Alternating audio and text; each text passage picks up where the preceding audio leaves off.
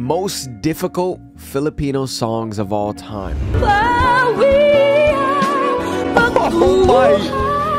Oh! Vocal gymnastics!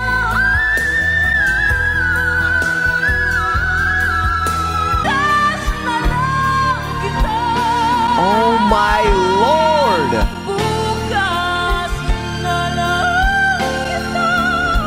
I've seen some unbelievable singers, man, and I've seen some unbelievable singers sing unbelievable songs that are really difficult.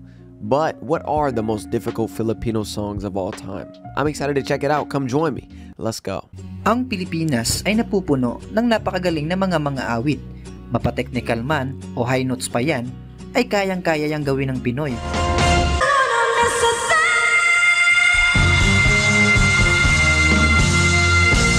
Alright, we start off strong. Kayang-kaya rin makipagsabayan sa mga internationals at higit sa lahat I ay just magaling seen this again. ng mga kanta na hindi basta-basta. Kaya't samahan niyo ako mga lodi at tatalakayin natin ang mga kantang Pinoy na mahirap kantahin.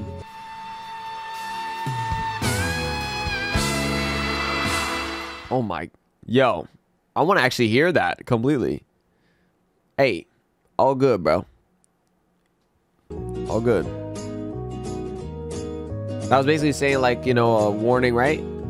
Yo, man, you know, I'm trying to learn Tagalog at the same time. It's a warning, right? Like, letting you know that, hey, I'm not a singer or anything like that. I'm just kind of giving his opinion, right? Number 5. Just cool. Sayang na Sayang by Aegis. Or Expert, right? Definitely a hard song to sing. No way. Ang kantang ito ng Aegis ay may tuturing na isa sa pinakamahirap nilang kanta. Bukod kasi sa sobrang taas na tono, ay medyo konti lang ang respect ng kantang ito. Kung baga hindi ka makakapagpahinga ng masyado kapag kinanta mo ito.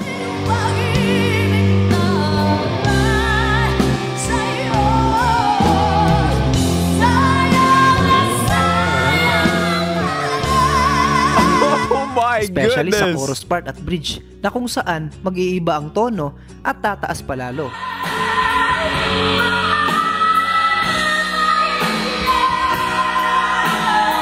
This is emotion. Look at this passion.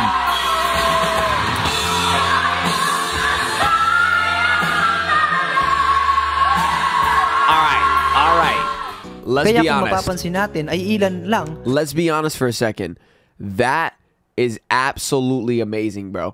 Seeing somebody put in their full effort, like you get down on your knees and you're just singing it, like with all your effort, all of you.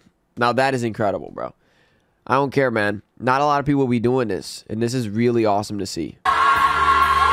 Wow. Kaya kung mapapansin natin ay ilan lang ang naglalakas loob na kantahin ito sa mga singing contest. Dahil kapag naubusan ka ng hangin sa kantang ito, siguradong tapon ang performance mo. Pero kung sa videoke ka kakanta ay siguradong walang problema. Kasi wala namang judge at tanging kainuman mo lang ang iyong audience. Number 4. Hanggang Ngayon by Kyla.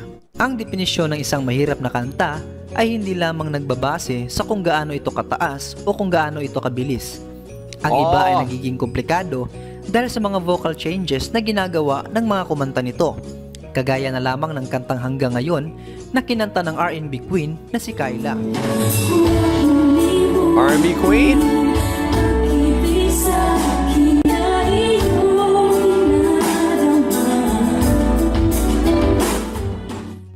Ang kantang ito ay medyo mabagal at hindi gaanong kataasan. Ngunit kinakailangan ng matinding emosyon at flexibility ng boses from real voice to falsetto na hindi mahahalata ng mga nakikinig.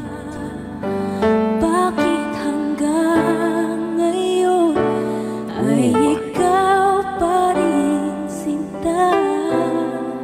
Yeah, bro. It is that falsetto, that R&B. Bukod pa dyan, isamahan mo pa ito ng mga vocal calisthenics o kulot na katulad na ginagawa ni Kyla. Sana'y magbalik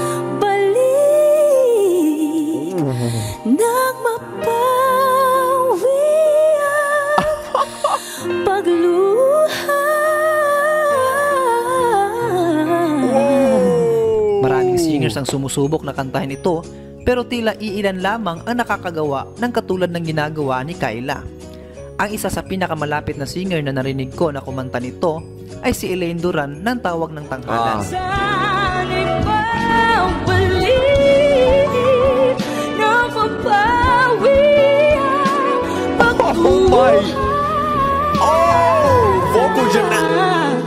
I'm sorry to interrupt that, but vocal gymnastics is real, bro. Look at this. If we want proof for vocal gymnastics / calisthenics / bodybuilding / we can keep going. If you want proof, here it is.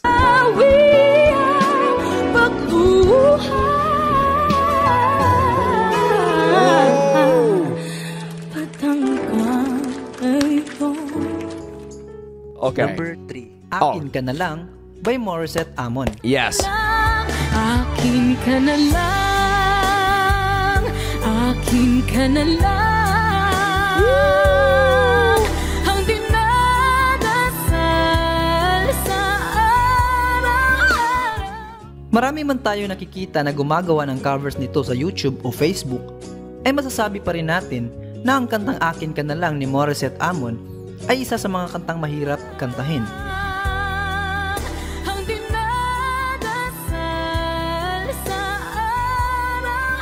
It'll always hit Morissette, bro. The power. Hindi lahat nagsasakses sa pagkanta nito. Yung iba, magaling lang sa simula ng kanta, ngunit nang dumating sa high Singing part, into a water which is bottle, you know climax ng it's kanta, crazy. ay medyo kinakapos na.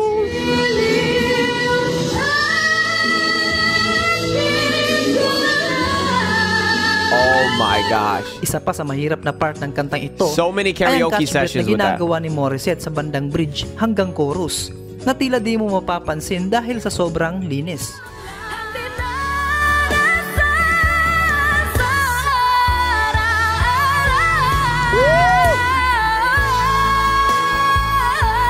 Perfect is real. Every time. Samahan mo pa ng whistle na tanging si Mori lang ang narinig kong perfect na nakakagawa.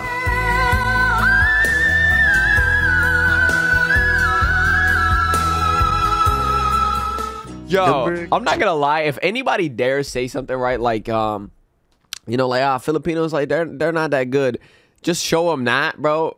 I'm being dead ass. Like, if you just show them that, like, shh, just listen, and you listen to that, and then you try to tell me otherwise, like, that's ridiculous. If you even say something like Filipinos can't sing, I mean, yo, you'll be proven wrong so fast, bro. It's ridiculous. Because look at that. I have never heard anything like that, bro. Kahit Kailan by South Border.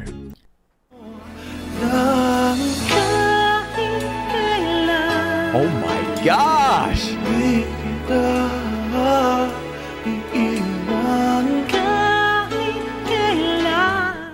Kung ikaw ay fan ng Don't you wanna South Border at ng kanilang kantang Kahit Kailan, ay alam mo na kung gaano kakomplikado ang kantang ito. Kumbaga, magsisimula ka sa mababa at magtatapos ka sa isang napakataas na nota. I would say it's a...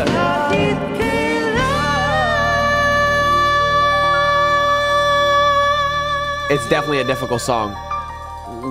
At ang paulit The reason why I would say so is because, like, obviously you can mention falsetto, but really, if you think about it, the ability to get really like within your emotions to sing a song like that, or try and like get really smooth or soft, it's kind of like, how would I explain this, right? It's like, let's pretend if we were to take this sports wise, right? Let's say in soccer, let's say you're really good at running, just running, right? I've actually had a friend who's like, he just runs with the ball, but bro cannot dribble. So, my example, right? Let me explain.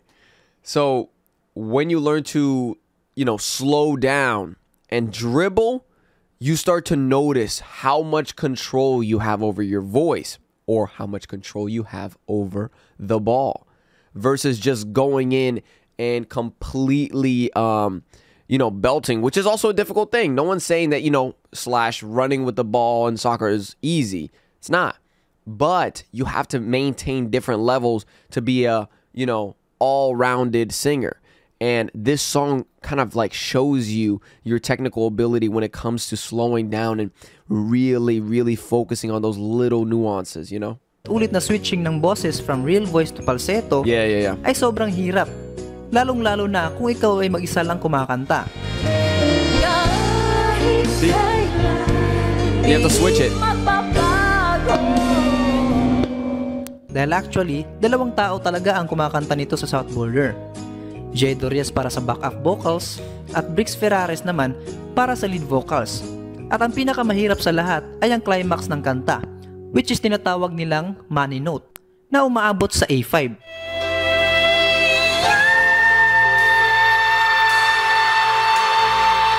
Oh my! Nah, that jazz is crazy, yo. Oh my gosh.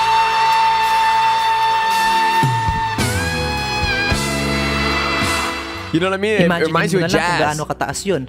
Kahit nga babae ay nahihirapan abutin yon. Gayunpaman, marami namang mga singers ang nagsuccess sa pagkanta nito, mapa-professional man o normal na tao. Oh, I've seen this.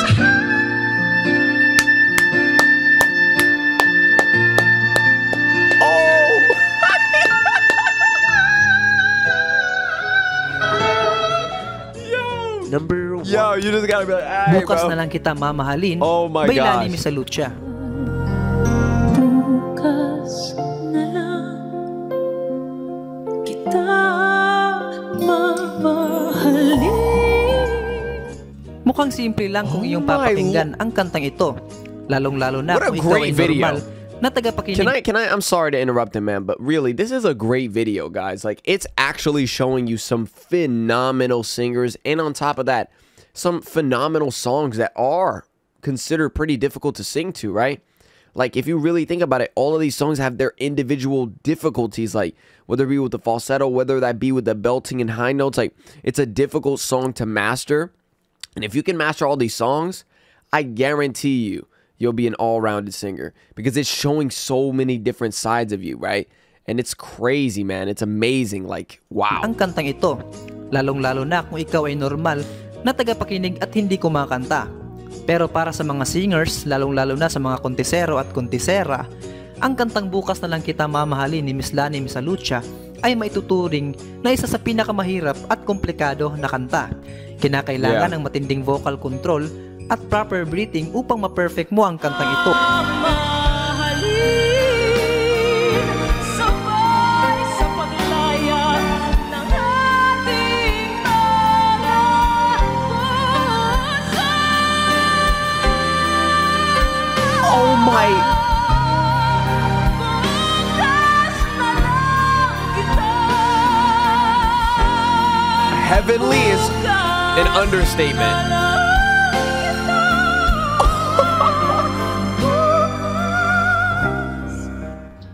Bihira lang rin ang gumagamit ng kantang ito sa mga contest. You always you dahil can sing like masyado that, itong right? mataas I do at too. technical.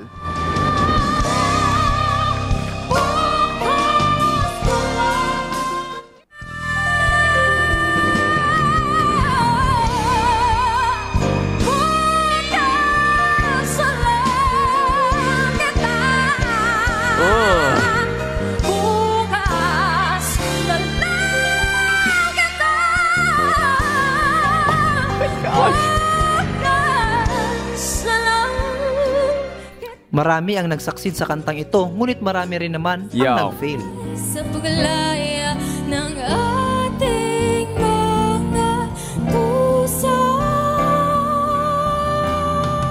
Let's take it back for a second, man. This has to be one of the most phenomenal things I have seen. The control, the capability. I need to react to this separately, by the way.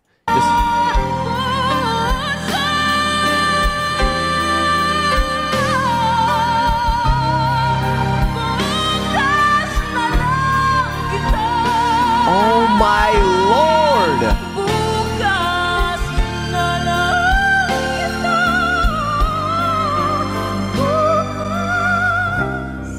How? Guys, this was a phenomenal video and I absolutely enjoyed every bit of this. This was actually insane in showing you the most difficult Filipino songs of all time and just showing you the capability of so many different singers. Look, I just want to say thank you guys so much for watching. I really do appreciate it. Hey, if you liked it, leave a like. If you loved it, subscribe. If you want more, let me know down in the comments below. And yeah, till next time, guys. Peace.